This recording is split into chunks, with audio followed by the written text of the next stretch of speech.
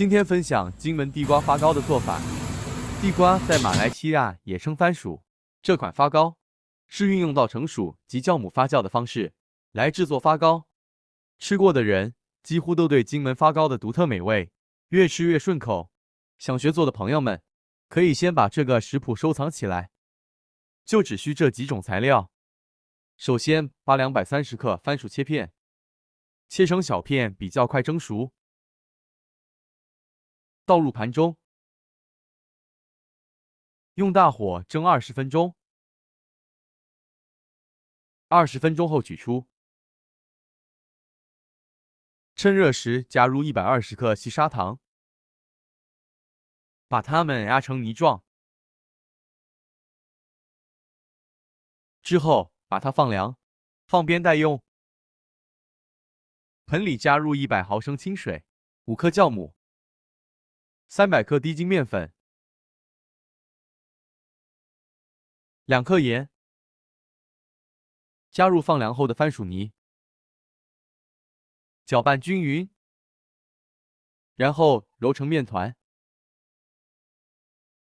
搓揉3到5分钟左右。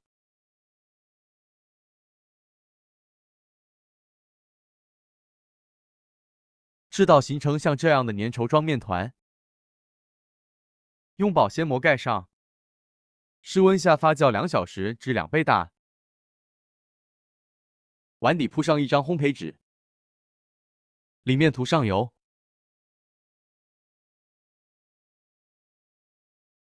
2个小时后，就可以把面团取出了。可以用些面粉当手粉防粘。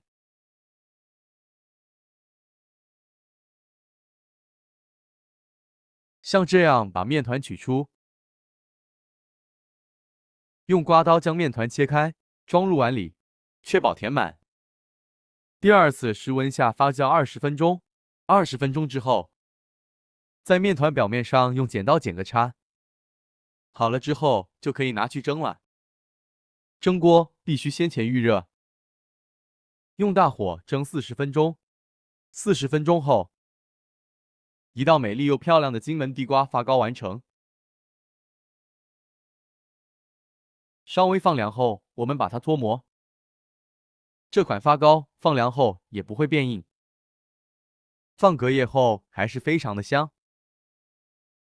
浓浓的番薯香味，柔软的口感，搭配茶或咖啡也非常的棒。配上白开水也很好吃。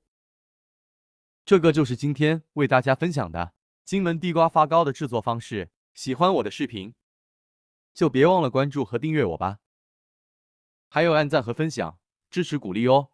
我们下个视频再见喽。